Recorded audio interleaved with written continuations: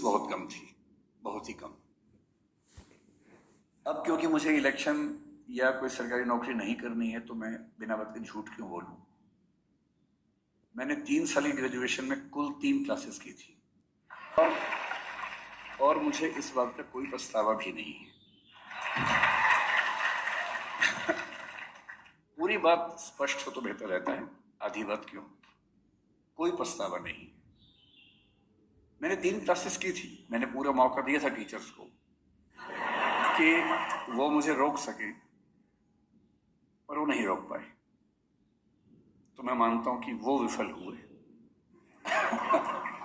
ये मैं मजाक में कह रहा हूं, इसको अहंकार मत समझिएगा, है ना, मैं मजाक में कह रहा हूं।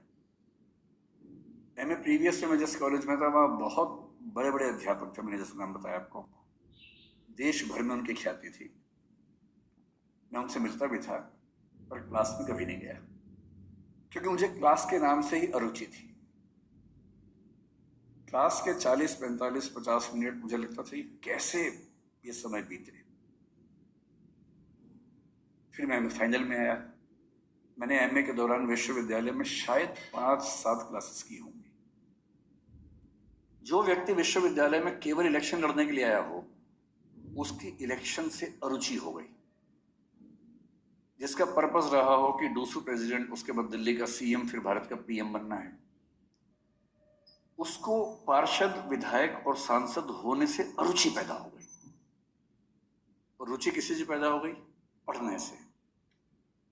अब मुझसे लोग पूछते थे जीवन में क्या करना चाहते हो? पढ़ना चाहता हूं। अब मुझसे लोग पूछते थे जीवन में क्या करना चाहते हो? पढ़ना चाहता हूं। मैंने यूपीएससी में 2-3 विषय सिर्फ इसलिए बदले कि इसी बहाने इसे पढ़ लूंगा।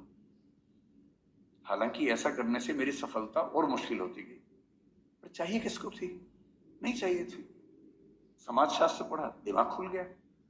फिलोसफी पढ़ा, दिमाग खुला। पॉलिटिकल साइंस पढ़ा, बाद में एलएलबी किया, लॉ किया। सब कुछ पढ़ने का मन किया।